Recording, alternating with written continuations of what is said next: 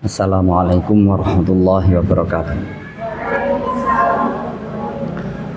Alhamdulillahirabbil alamin, nahmaduhu wa nasta'inuhu wa nastaghfiruh wa na'udzu billahi min syururi anfusina wa min sayyiati a'malina, may yahdihillahu fala mudhillalah wa may yudlil fala hadiyalah. Asyhadu an la ilaha illallah wa asyhadu anna Muhammadan 'abduhu wa rasuluh.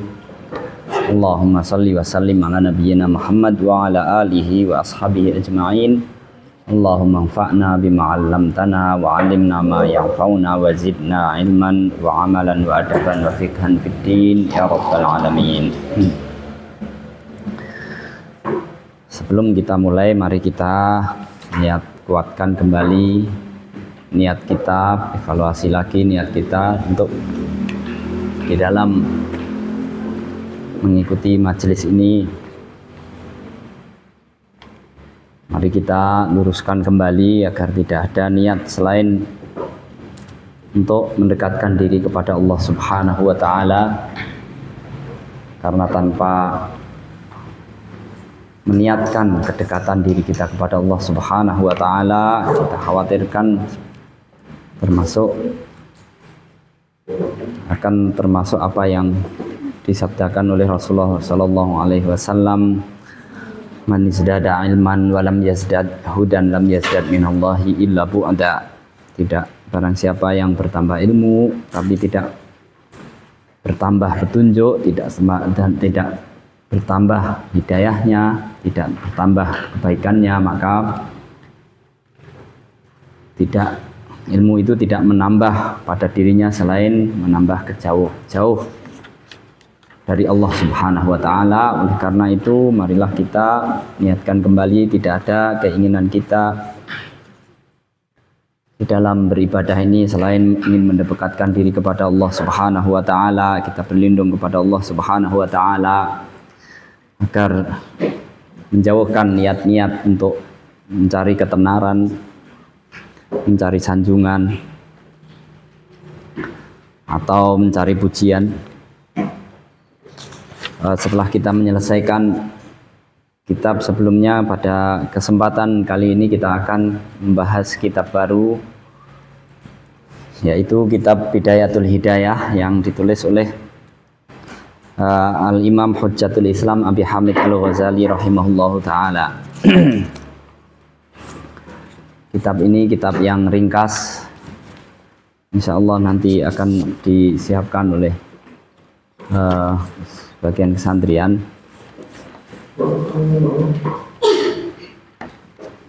Kitab Imam Ghazali, kita akan bahas sekilas tentang kitab ini, apa yang dijelaskan oleh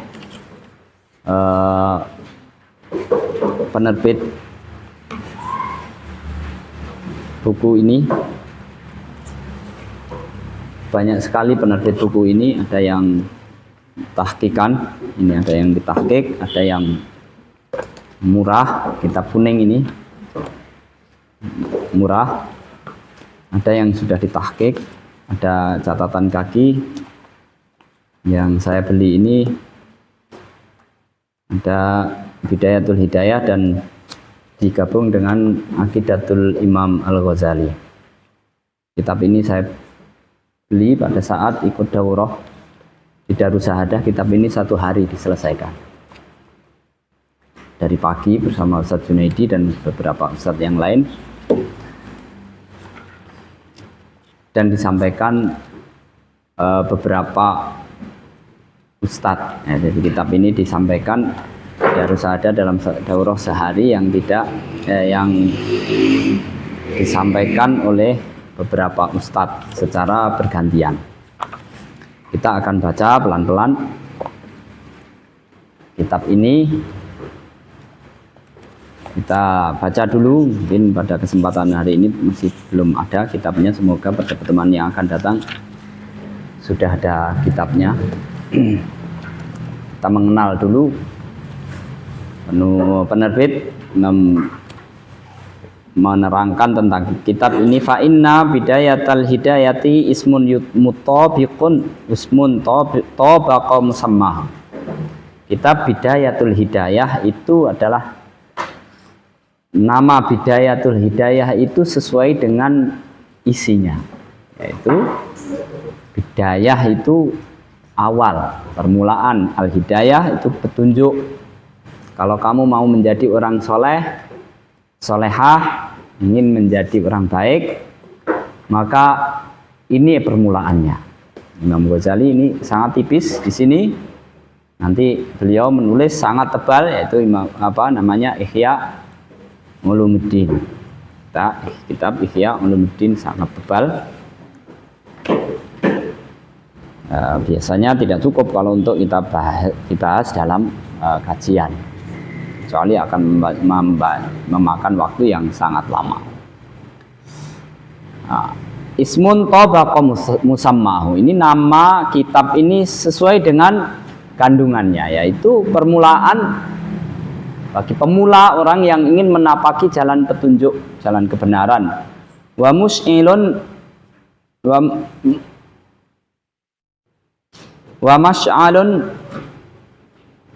wa mis'alun yunirud darbalis salik al-awwah. Ini adalah satu obor yang menerangi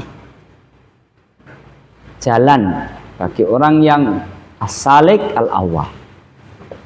As-salik ini biasa orang digunakan untuk sebutan orang yang berusaha mendekatkan diri kepada Allah Subhanahu wa taala. Ada orang itu kalau di dalam dunia tarbiyah atau dunia kegiatan mendekatkan diri kepada Allah, as-sair ilallah, berjalan mendekatkan diri kepada Allah, itu kalau tingkatan awam itu tingkatan orang yang ya sekedarnya menjalankan Islam tanpa memperhatikan, barangkali tidak memperhatikan tahapan-tahapan peningkatan kedekatan dirinya kepada Allah. Kemudian setelah orang ngaji, dengar, rajin ngaji, dia mulai tertarik untuk meningkatkan kualitas kedekatan dirinya kepada Allah Subhanahu wa taala. Ketika orang itu mulai tertarik untuk meningkatkan kedekatan dirinya kepada Allah ini, maka dia menempuh kegiatan-kegiatan, program-program yang bisa mendekatkan dirinya kepada Allah. Orang yang menempuh program mendekatkan diri kepada Allah, kegiatan-kegiatan, serangkaian kegiatan-kegiatan, tahapan-tahapan mendekatkan diri kepada Allah ini disebut as-salik atau suluk. Ibnu Qayyim menulis kitab panjang sekali, namanya Madarijus Salikin. Tahapan-tahapan madarij itu anak tangga. Kira-kira ada 100 tahapan mendekatkan diri kepada Allah Subhanahu wa taala, dari yaqdhah, dari mulai orang itu sadar, yaqdhah, sampai yang terakhir adalah tauhid.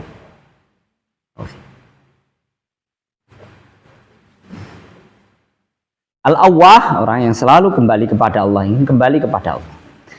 Janahu danin lil muqtatifin wa man haluhu azbun sa'ighun lil muta'attisyin. Dipetiknya sangat mudah bagi orang yang ingin memetik.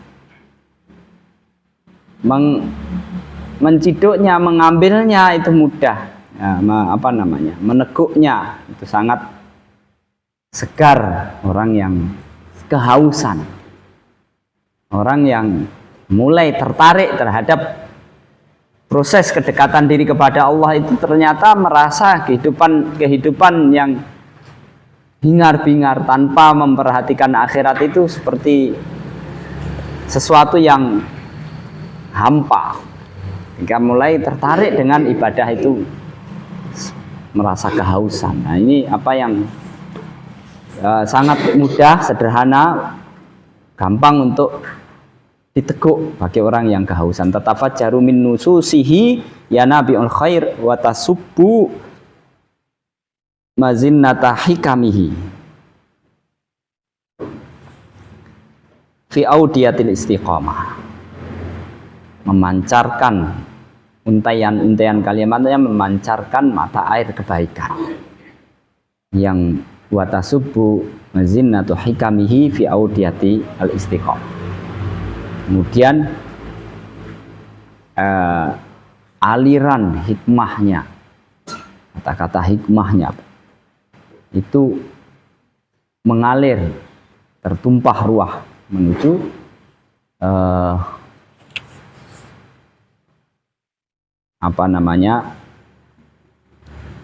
lembah istiqomah.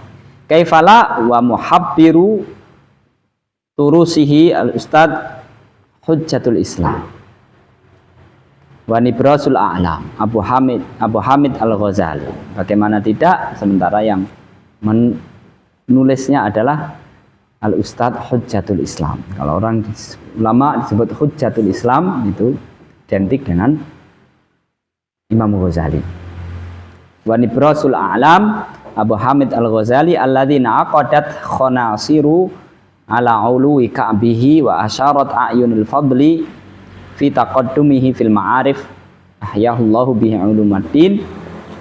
Mana beliau itu ya sangat terhormat lah, sangat diagungi dan sangat memiliki, nanti mungkin akan kita bahas sekilas tentang beliau kalau cukup waktunya. Ahyallahu bi ulumaddin, Allah dengan beliau Allah menghidupkan ilmu Islam. Ilmu Islam yang sebelumnya sempat kering karena terjadi Islam, bahan-bahan syariat itu hanya menjadi bahan perdebatan. Ini rojih, ini marjuh, ini yang kuat, ini yang itu, dan pertengkaran itu semakin sengit, yang tidak jarang menimbulkan pertengkaran sesama tokoh-tokoh Islam. Maka Imam Ghazali ini kalau ada namanya kitab Hakada Zahara Jailu Salahuddin, Hakada Adal Quds wa Hakada Zahara Jailu Salahuddin. Ada kitab namanya Beginilah Al-Quds, Yerusalem akan kembali kepada Islam, dan beginilah Al-Quds itu telah kembali kepada Islam setelah dulu perang salib ratusan tahun.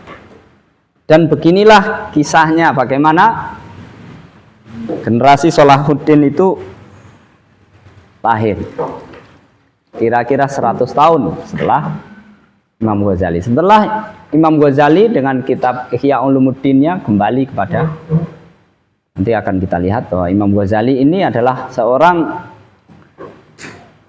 ulama besar yang direkrut oleh Nizamul Mulk untuk mengajar di Madrasah Nizamiyah. Nizamul Mulk itu penasehatnya atau perdana menterinya Albu Arsalan. Kalau pernah dengar tokoh Islam Albu Arsalan. Dari situ nanti kemudian muncul tokoh-tokoh setelahnya, dari keturunannya ada Imaduddin Zengki, ada siapa itu yang kemudian setelahnya muncul Salahuddin Al-Ayyubi. Imaduddin Zengki, anaknya itu namanya siapa?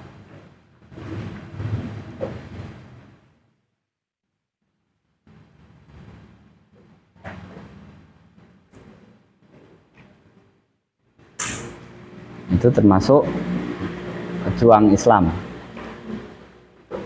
Nah, setelahnya muncul Salahuddin Al-Ayyubi. Nah, kemunculan Salahuddin Al-Ayyubi itu menurut penulis buku itu adalah berkat dari usaha Imam Ghazali selama puluhan tahun. Lahirlah generasi Salahuddin Al-Ayyubi, dan dengan begitu memang penulis kitab itu menyerukan kalau pengen membebaskan Palestina, beginilah ceritanya dulu.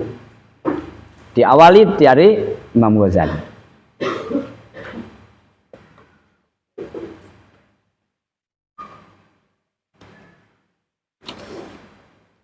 Hadzal kitab ala sighari hajmihi jammul fawaid katsirul awaid azimun naf'i mubarakul muhtawa yang ba'itsu minhu syadzal ilham ar-rabbani wa tashi'u Tuturuhu binuril Islam, binuril ikhlas. Kitab ini meskipun tipis ya, ini saya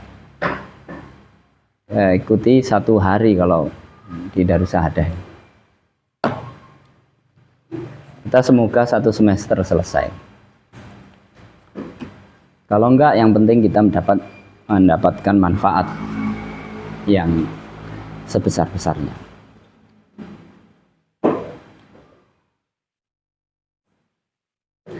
Lidzalika kana hadzal kitab rafiqal mubtadiin wa samiral muwaffaqin wa mursyidat talibin.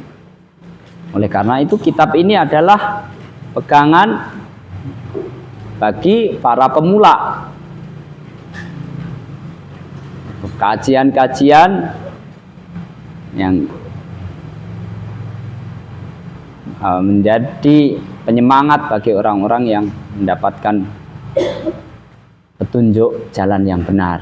Tidak semua orang yang ingin mendapatkan kebenaran yang sungguh-sungguh itu mendapatkan cara yang benar. Wa mursyidat talibin, sebagai petunjuk bagi para penuntut ilmu, li'anna fihi ususal bidayatil lati tasuddu al-qari ila riyadihi hina yadi'u misbahut tauhid.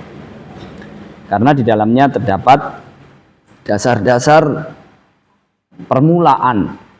Orang kalau ingin belajar harus dari permulaan. Kalau langsung membahas masalah-masalah yang berat, orang kadang sholatnya belum beres, sudah membahas masalah-masalah berat, masalah-masalah politik yang berat, yang seringkali menimbulkan pertengkaran.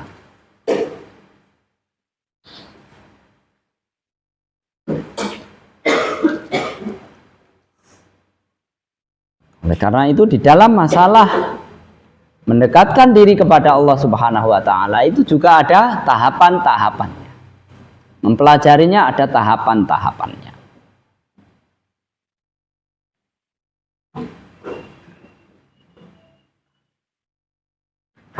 Fala gharwa in ra'aina alkitab qad syarraqa wa gharraba wa anjada wa adhama. Maka ndak heran, tidak aneh kalau kita lihat kitab ini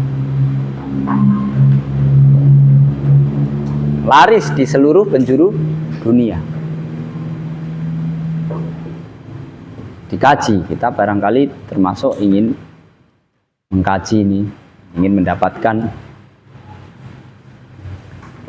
manfaat dari nasihat-nasihat beliau, petunjuk-petunjuk beliau dalam meniti awal petunjuk. Wala gharabata in ra'aina tazahuma aqlamil ulama ala ma'idati matnihi. Kita juga tidak heran kalau kita lihat para ulama berdesak-desakan penanya untuk menyantap matannya. Yang dari matannya itu dikasih catatan, dikasih sarah,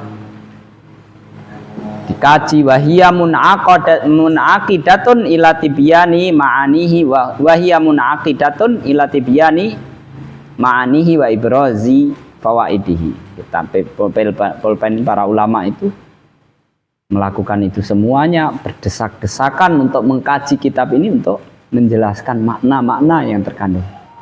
Wa ibrazi fawaidihi, dan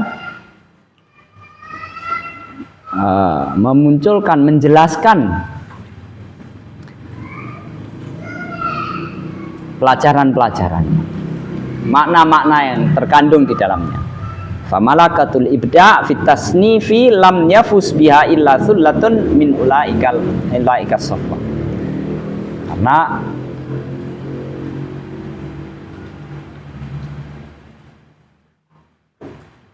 inovasi di dalam menulis itu tidak bisa dilakukan oleh semua orang. Hanya bisa dilakukan oleh sebagian ulama, segelintir ulama pilihan. Ungkapannya sedikit tapi mengena, dan kalau dijabarkan ternyata di baliknya akan sangat banyak petunjuk, sangat banyak hikmah dari pilihan kalimat, mungkin susunannya dan seterusnya. Kecil bukan berarti isinya ringan, isinya enteng. Seperti Imam Nawawi menulis Arba'in itu 42 hadis, barangkali semua orang bisa mengumpulkan 40 hadis. Tapi coba kamu kumpulkan, kamu milih 42 hadis. Kamu cetak kalau ada yang mau menerima. Mungkin kalau ada yang mau baca aja, alhamdulillah, ya kan? Kalau 40 hadis 1 jam mungkin bisa. Benar nggak? Tapi bukan sekedar berapa hadis. Bukan sekedar 42 hadis. Tapi kenapa itu dipilih? Bagaimana menyusunnya?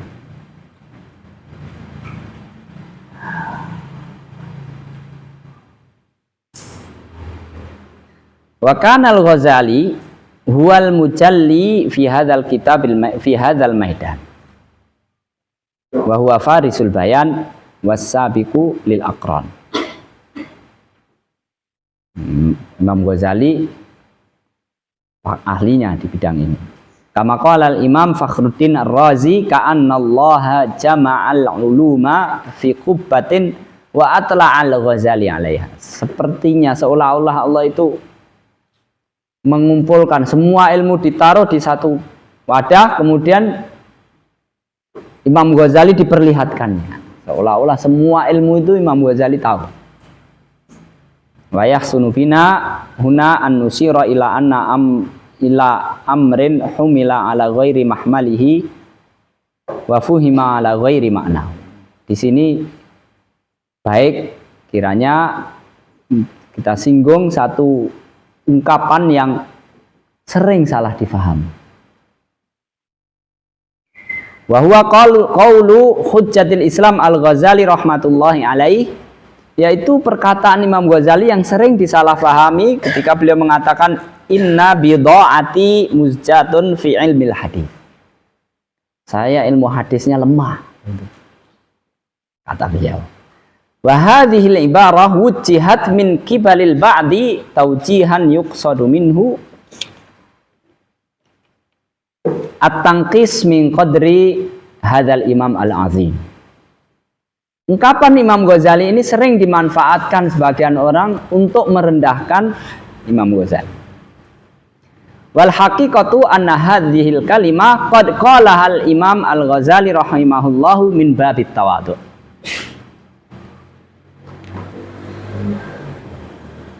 Padahal sebenarnya Imam Ghazali ketika mengucapkan itu adalah itu sebagai ungkapan tawaduknya, bentuk tawaduknya, bukan untuk direndahkan.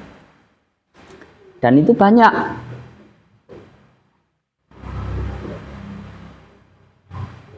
Ketika Abu Bakar As-Siddiq radhiyallahu anhu itu diangkat menjadi khalifah, beliau mengatakan inni qad ulitu alaikum walastu bi khairikum.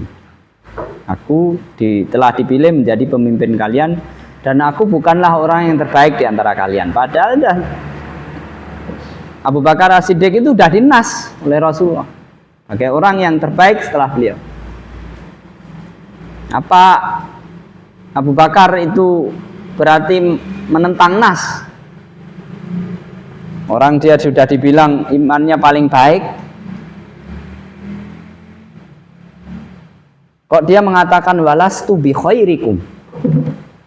Bukan karena menentang nasnya Rasulullah, tapi itu adalah min bab tawadhu. Imam Ghazali sendiri juga mengatakan ketika disuruh memberi nasihat, saya tidak patut untuk memberi nasihat. Kalau beliau, padahal kitab-kitab beliau penuh dengan nasihat. Bal man yajru'u ala qauli dzalik.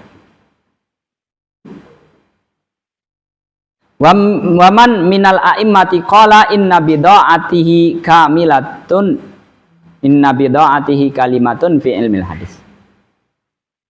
Karena siapa coba ulama yang dia berani mengatakan bahwa dirinya sendiri yang pakar sendiri mengatakan bahwa keilmuan saya tentang hadis sangat sempurna. Nggak ada seorang ulama pun mengatakan saya ini pinter sekali, gitu, ya kan? Kan nggak ada yang gitu, bilang begitu. Hadis semuanya, saya ini pakarnya hadis, kan nggak ada walaupun ya, hadis. Balman yajru'u ala qauli, siapa yang berani mengatakan itu? Mengatakan bahwa saya ini pakarnya hadis.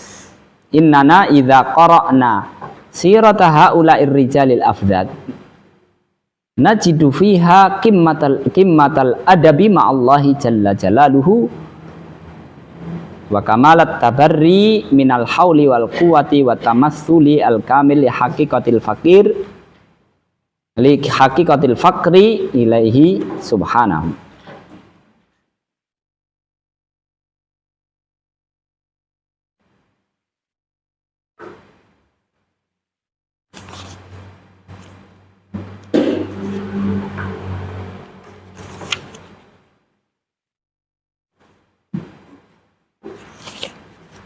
Kita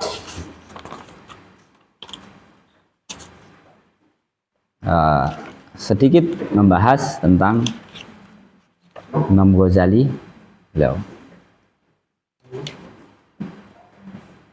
Kita lewati karena keterbatasan waktu. Semoga pada kesempatan berikutnya kita bisa langsung membaca kitabnya. Huwa Muhammad ibn Muhammad ibn Ahmad al-Ghazali at-Tusi. Yukanna bi Abi Hamid wa yulaqabu bi Hujjatil Islam. Dia adalah Muhammad. Bapaknya namanya Muhammad, kakeknya namanya Muhammad, kakek buyutnya namanya Ahmad. Dia saudaranya juga Ahmad. Kedua Ahmad, dia sendiri Muhammad.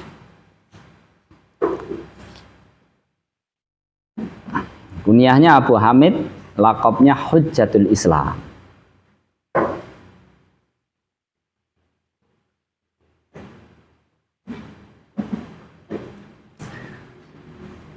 Wulidal Imamul Ghazali sanata arba'imi'ah wa khamsin fi Madinatit Tus min biladi Khurasan. Lahir 450 Hijriah di kota Tus, negeri Khurasan. Khurasan sekarang Iran dan sekitarnya, termasuk Afghanistan. Wa kanat fi dzalikal 'asr tazkharu bil ilmi wal ulama'i was sulha. Saat itu Khurasan itu banyak ulamanya, penuh dengan ulama, orang-orang soleh. Fanasa fi dzalikal muhit al ilmi as-salih nas'atan salihatan. Maka dia lahir, tumbuh di lingkungan yang baik, ilmiah, dengan pertumbuhan yang baik. Wa kanat usratuhu usratan muhafizatan mutamassikatan bi ta'alimiddin al-hanif. Keluarganya orang yang taat memegang ajaran Islam. Faqad kana abuhu rajulan shalihan muhibban lil ilmi wal ulama. Bapaknya itu orang soleh, senang terhadap ilmu dan ulama.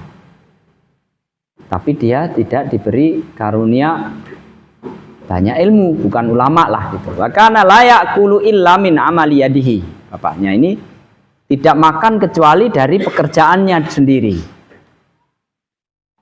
Dan bukan karena pemberian atau yang lain. Fa kana ya'malu fi sinati ghazlis suf. Nah, beliau bekerja untuk memintal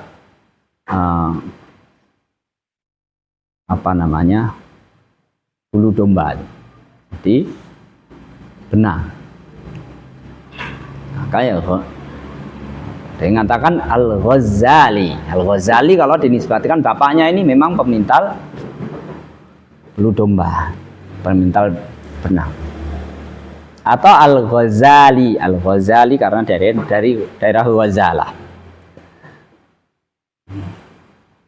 Bisa sebagian membaca Al-Ghazali, ada yang membaca Al-Ghazali. Wa yumawwinu nafsahu wa usratahu min aidi dzalikal amal. Kemudian memberi makan, menghidupi keluarganya dari pekerjaan itu. Wa yahduru majalisal ulama wa durusal fiqhi wal wa'zi. Dia menghadiri kajian-kajian para ulama, pelajaran fikih maupun nasihat. Nasihat itu ya tausiah gitu yang kaitannya dengan nasihat-nasihat yang menyentuh, tazkiyatun nafas dan seterusnya. Fakana idza hadara durusal fiqhi sa'ahalallah ta'ala ayyarzuqahu ibnan faqihan.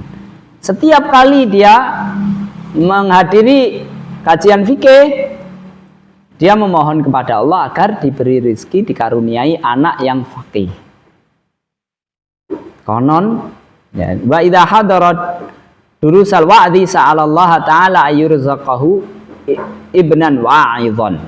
Dan ketika menghadiri majelis wa'ad, majelis nasihat, tausiah, dia memohon kepada Allah agar dikaruniai anak yang pandai untuk memberi nasihat, tausiah. Fastajaballahu du'aahu fakana ibnuhu Muhammad afqahu ahli zamanihi wa farisu maidanihi wa kana ibnuhul akhar Ahmad wa'idhan balighan mu'assiran. Ihtada bi wa'dhihil jammul ghafir, al jammul ghafir. Kemudian Allah kabulkan. Konon katanya setiap melihat dia ikut kajian ulama yang fakih itu dia menangis. Saking penginnya, saya kok nggak bisa seperti itu. Maka dia memohon kepada Allah agar anaknya menjadi fakih. Kemudian setiap dia mendengar kajian tausiah yang sangat menyentuh, nasihat-nasihat, dia memohon kepada Allah, dia menangis. Mohon kepada Allah agar diberi anak yang bisa memberi nasihat. Oleh karena itu Allah mengabulkan doa beliau sehingga anaknya bernama Muhammad ini menjadi orang yang paling fakih di zamannya. Bahkan beliau disebut-sebut para ulama sebagai mujaddid pada abad kelima. Mujaddid abad pertama adalah Umar bin Abdul Aziz, kemudian pada abad berikutnya Imam Syafi'i, abad kelima ini Imam Ghazali.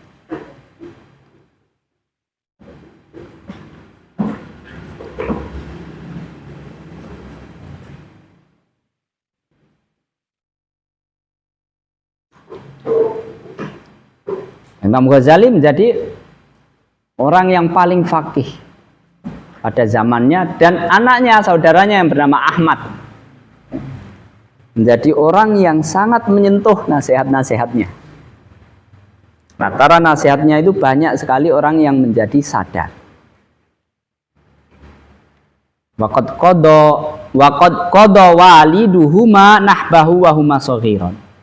Bapaknya meninggal pada saat keduanya masih kecil. Walamma hadaratul wafatu awsobihima sadiqan lahu min ahlil khairi wassalah.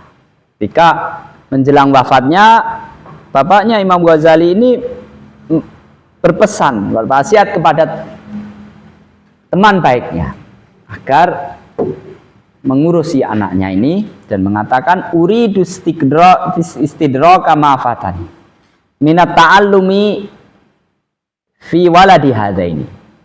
Aku ingin menutupi kekuranganku, apa yang tidak mampu aku dapatkan, pelajaran yang tidak mampu aku belajarkan, agar dapat diraih oleh kedua anakku. Fa'allimhuma wala 'alaika an tunfiqa fi sabili dzalika jami'a ma ukhlifuhu lahuma. Maka ajarilah keduanya, kedua anakku Ahmad dan Muhammad itu. Dan untuk itu bisa kamu belanjakan, kamu pakai untuk pendidikan anakku itu semua harta yang saya tinggalkan. Waqad waffa dzalikal wasi as-salih bil wasiyah. Orang yang mendapatkan wasiat itu, temannya tadi, melaksanakan pesannya wasiatnya dengan baik. Faqama bi ta'limihima ila anfaniyal malu alladzi tarakahu lahuma waliduhuma. Dia sampai hartanya habis. Harta peninggalan orang tuanya itu tidak cukup untuk membiayai sekolah kedua anak ini. Kadang itu ya, orang itu kalau orang tuanya itu susah hartanya untuk menyekolahkan, kadang lebih berkah. Anaknya sendiri jadi terkadang ya. Terkadang orang yang diberi kelancaran harta berapa saja itu terkadang diberi ujian. Susah anaknya untuk sekolah. Ada aja ujiannya. Bukan ujian sakit, ujian bodoh. Jadi kalau datang galau itu udah susah, ya kan? Nggak ada obatnya kecuali dirinya sendiri. Gabut zaman sekarang. Mau dikasih uang tambah banyak, tambah gabut. Coba aja.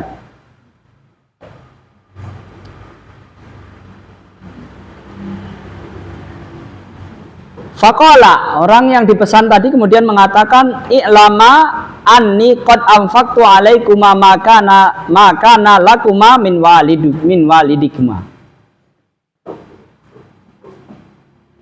Kamu perlu tahu, dua anaknya ini dikasih tahu bahwa semua harta peninggal bapakmu itu sudah habis. Wa ana rajulun faqirun mutajarridun lama lali dan aku orang miskin, aku juga orang miskin, nggak punya harta untuk membiayai kamu. Fa'wasikuma bihi, untuk membantu kamu. Wa aslahu ma aralakuma an taltahiqa bimadrasatin. Dan menurut saya yang paling pantas, paling baik buat kamu berdua itu kamu masuk sekolah saja.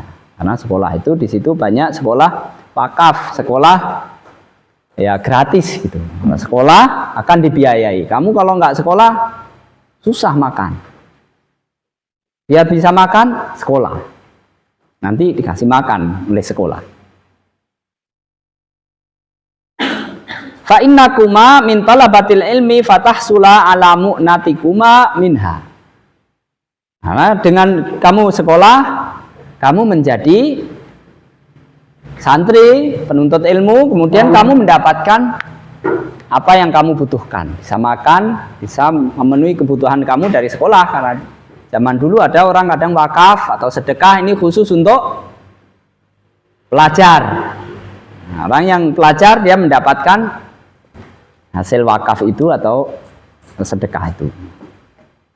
Fa'adkhalahumal madrasah. Kemudian orang itu memasukkan keduanya ke sekolahan. Wandaraja fi silki talabatil ilmi bitilkal madrasah. Kemudian bergabung dengan para santri yang lain. Fakana dzalika huwa sabab fi sa'adatihima wa 'uluwi darajatihima. Itulah yang akhirnya menyebabkan keduanya menjadi orang yang tinggi derajatnya. Wa kanal Imam Al-Ghazali yahki dzalika wa yaqul. Dalam menceritakan masa-masa itu, Imam Ghazali mengatakan satu kalimatnya. Talabnal ilma li ghairillah fa abal ilmu illa ayyakuna lillah. Dulu kami belajar itu bukan karena ikhlas, karena Allah. Karena belajar supaya dapat makan. Karena kalau nggak belajar, nggak punya biaya untuk makan. Dulu ketika kami mulai belajar itu, akhirnya nggak ikhlas-ikhlas amat gitu. Cari makan, cari dunia. Fa'abal ilmu illa ayyakuna lillah. Tapi ilmu tidak menghendaki hal itu terjadi, dan dia hanya menghendaki agar ilmu itu dicari karena Allah. Artinya dalam prosesnya ilmu itu mengajarkan, membimbing, mendesak kita agar ikhlas. Makanya di antara pesan Imam Nawawi juga dan para ulama yang lain, tidak boleh seorang guru itu menolak santri yang mau belajar dengan alasan karena kayaknya nggak ikhlas. Dia ingin belajar kok kayaknya ingin cari sanad aja misalkan, ingin cari ijazah. Ya dia waktu sekolah itu nggak apa-apa, diterima. Nanti sambil diajari, sambil diluruskan keikhlasannya, karena ikhlas itu terkadang ya Ustadz aja, yang sudah ustadz aja kadang nggak ikhlas, ya kan? Apalagi pemula, biarkan nanti ilmu akan mengajari dia bagaimana ikhlas. Wa kana nizamul madrasah anadzaka yaqdi bi an yakfula litalibi hajatahu minal ma'kali wal malbasi wal maskani tasyi'an lil ilmi wa ahlihi. Dan pada waktu itu sekolahan-sekolahan, peraturan di sekolahan itu menetapkan bahwa agar akan menanggung kebutuhan orang yang menuntut ilmu, makannya, pakaiannya, tempat tinggalnya untuk motivasi.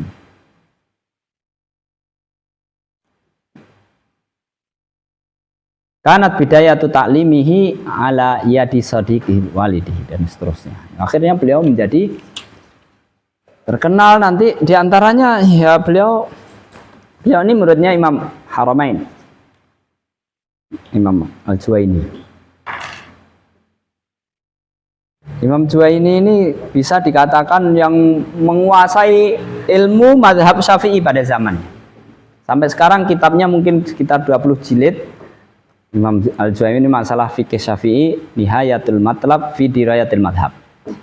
Itu syarah dari Mukhtasar Al-Muzani. Mukhtasar Al-Muzani itu adalah, Al-Muzani itu muridnya Imam Syafi'i. Imam Syafi'i itu menulis Al-Um itu panjang, kemudian diringkas oleh Mukhtasar Al-Muzani, oleh Al-Muzani menjadi Mukhtasar Al-Muzani. Setelah Mukhtasar Al-Muzani itu lahir, semua orang belajar dari Mukhtasar Al-Muzani karena berat mungkin kalau belajar langsung ke Al-Um. Semua kemudian para ulama dari mana-mana fokus terhadap kitab Mukhtasar Al-Muzani. Mensara dan seterusnya, banyak masalah yang belum muncul, mungkin kemudian ada perkembangan dalam mazhab Syafi'i. Sampai akhirnya datang Imam Al-Haramain, Imam Al-Juwaini. Dia mengumpulkan seluruh pendapat mazhab dan kemudian dalil-dalilnya. Kalau ingin cari mazhab Syafi'i itu dalilnya mana? Kalau kamu cari di takrib nggak ada dalilnya, ya kan? Syafi'ina nggak ada dalilnya, tapi bukan nggak ada dalil, itu ada dalilnya. Tapi kalau kamu belajar itu langsung pakai dalilnya, untuk pemula berat. Kalaupun kamu tahu dalilnya, itu tidak menjamin bahwa itu kamu paham bagaimana cara mengambil dalilnya. Karena dalil itu satu masalah, satu hukum itu bukan satu dalil saja. Terkadang itu kumpulan sekian dalil. Dan setelah mengalami diskusi panjang para ulama, maka untuk pemula kesimpulannya aja bagaimana, ya kan? Kesimpulannya dulu, baru nanti kalau ada umur panjang terus belajar dalil. Di antara di mana mazhab Syafi'i kamu cari dalil dan kemudian diskusi terhadap lawan pendapatnya, itu bisa di kitab Nihayatul Matlab fi Dirayatil Madhab. Imam Ghazali kemudian merangkum, menulis lagi dari kitab. Ada kitab Imam Ghazali 4 kitab kalau nggak salah. Itu dikhususkan untuk pemula, kemudian tingkat lanjut dan tingkat tinggi. Pemula bisa pakai, beliau ringkas dari, kalau orang kamu belajar dalil-dalilnya 20 kitab, baru lihat kitabnya udah blenger, ya kan? Nah, segini aja setengah tahun mungkin. Alhamdulillah kalau selesai. Al-Iz bin Abdissalam kalau nggak salah, tak apa-apa dia.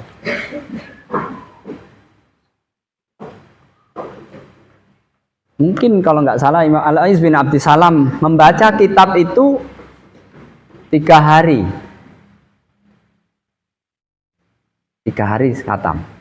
Tidak mandi, tidak apa, sholatnya hanya yang wajib-wajib aja.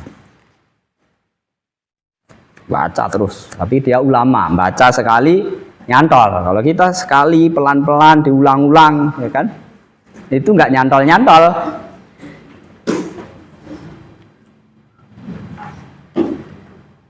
nyentel ya.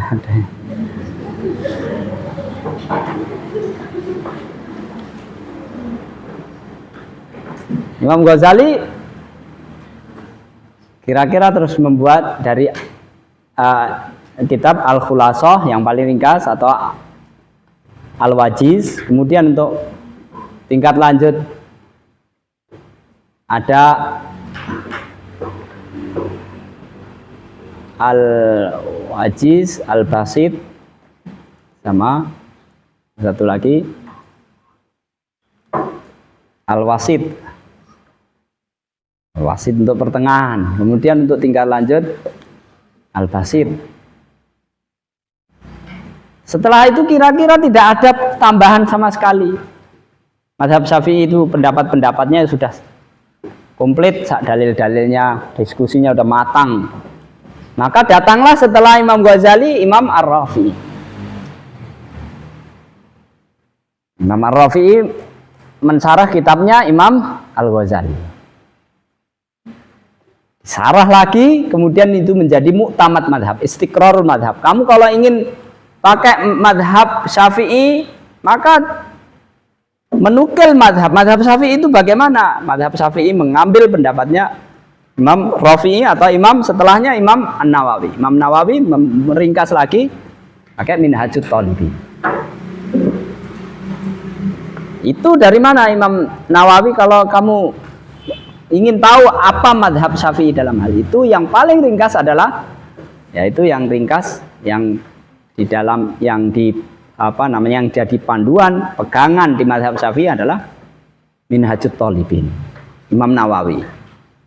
Dia mengambil dari Imam Rafi'i atau Imam Ghazali. Imam Rafi'i, makanya kalau diberi Syaikhaini di dalam madhab Syafi'i, Syaikhaini itu adalah Imam Nawawi dan Imam Ar-Rafi'i. Kalau keduanya ada perbedaan pendapat, maka kebanyakan menggunakan memilih apa yang dikatakan madhab oleh Imam An-Nawawi. Imam Nawawi sendiri terkadang tidak punya pilihan lain, tidak mengikuti madhab Syafi'i, tapi dia mengatakan yang jadi panutan di dalam madhab Syafi'i itu dipilih Imam Nawawi. Imam Nawawi dari Imam Rafi'i, Imam Rafi'i dari Imam Ghazali, Imam Ghazali dari Imam Haramain, dari Imam Haramain.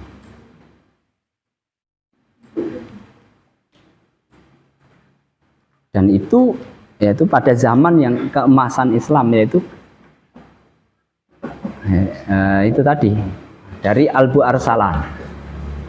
Kira-kira anaknya apa cucunya itu sih, Imaduddin Zangki. Terus kemudian setelah anaknya Imaduddin itu lupa saya siapa. Itu justru padahal lebih terkenal. Biasanya saya nggak lupa, ini lupa. Lama, bahkan ada yang menjuluki ini Nuruddin Zangki ya. Dulu zaman itu orang lakop-lakop untuk sultan itu Nuruddin, Samsuddin, itu Imaduddin. Maka ada zahir bebas itu Ruknuddin ya kan. Untuk Mudhafar Shah itu Saifuddin Qutus ya kan, namanya Qutus. Dari Saifuddin Ruknuddin Bebars, Ruknuddin Bebars yang memimpin peperangan di Ain Jalut. Ain Jalut melawan Tartar di Palestina sana. Setelah Tartar itu menyapu bersih setengah abad itu kira-kira dari Cina sana, dari Mongolia disapu bersih. Afghanistan terus sana sampai Eropa disapu. Sampai akhirnya khalifahnya dikarungi dibunuh dalam karung setelah membantai sekian juta kaum muslimin di Baghdad. Sangat mengerikan. Terus orang ciut siapa namanya Ibnul Asir menulis sejarah itu, ahli sejarah deh, Tarikhul Islam. Sangat sedih menulis itu, sebagaimana orang bisa nyaman karena dia penulis sejarah, dia harus tulis sejarah zaman Nabi Adam sampai masa hidupnya. Bagaimana orang bisa nyaman dia menulis hancurnya Islam. Dan itu banyak, termasuk beliau kalau nggak salah mengatakan ini kayaknya sudah dekat dengan kiamat. Ini Ya'juj dan Ma'juj kira-kira. Nanti yang bisa mengalahkan hanya Imam Mahdi. Saking putus asanya ya kan, kayaknya nggak bisa melawan ini. Sampai putus asa. Datang itu Ruknuddin Saifuddin Quds. Saifuddin Quds ini termasuk orang tuanya yang dibantai oleh awal-awal Mongolia menguasai Islam, kemudian anak perempuan dan anak-anak kan dijual. Itu termasuk orang-orang yang dijual di pasar itu sampai akhirnya menjadi tokoh Islam. Nanti juga ada fatwa Izzuddin bin Abdissalam, Al-Aiz bin Abdissalam. Ini para penguasa ini mentang-mentang ini budak nih, dia tidak sah itu jual beli. Budak itu nggak sah jual beli, apalagi jadi penguasa. Dia harus dijual, makanya Bai'ul Umara itu Al-Aiz bin Abdissalam. Ini nanti ada cerita panjang. Imam Ghazali sampai setelah dia terkenal, dari orang miskin terkenal, dia merasa kayaknya nggak ikhlas mencari ini, kayaknya kok jadi nikmat sekali, tenar, karena sudah sangat pinter ya. Direkrut oleh penguasa zaman itu, Nizamul Mulk.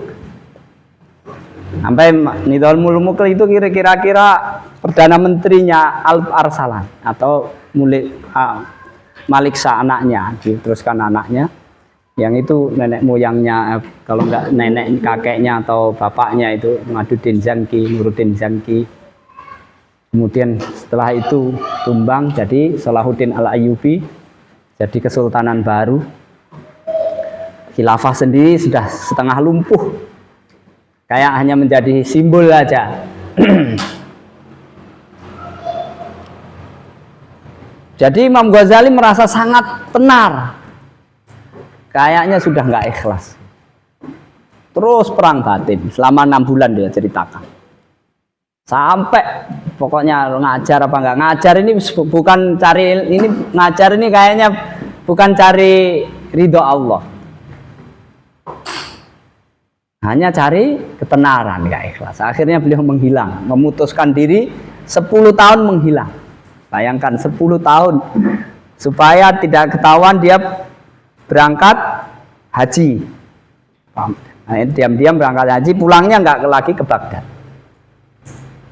Itu konon kendaraannya aja sudah sangat mewah. Imam Ghazali. Karena itu memang sebagai penghormatan kepada ulama. Ulama itu sebaiknya itu dikasih fasilitas mobil apa enggak sih? Nah, kalau orang yang melihatnya ulama itu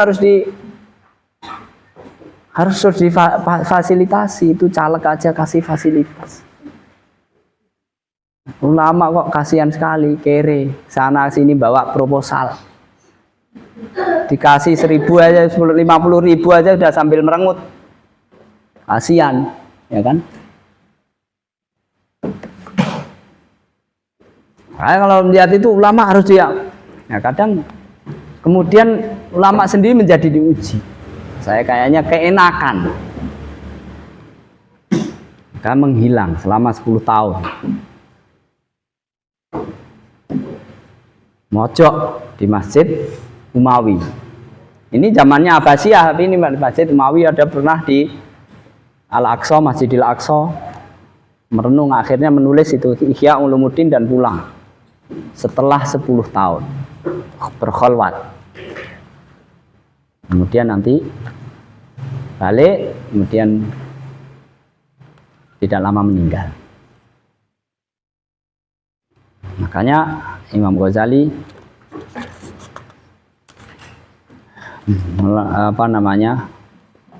telah melalui banyak pengalaman ilmiah, pengalaman batin, dan seterusnya. Kita akan lihat dari sebagian apa yang menjadi kelebihan beliau besok dalam kajian kitab bidayatul hidayah. Kita akhiri, subhanakallahumma bihamdika asyhadu an la ilaha illa anta astaghfiruka wa atubu ilaik. Assalamualaikum warahmatullahi wabarakatuh.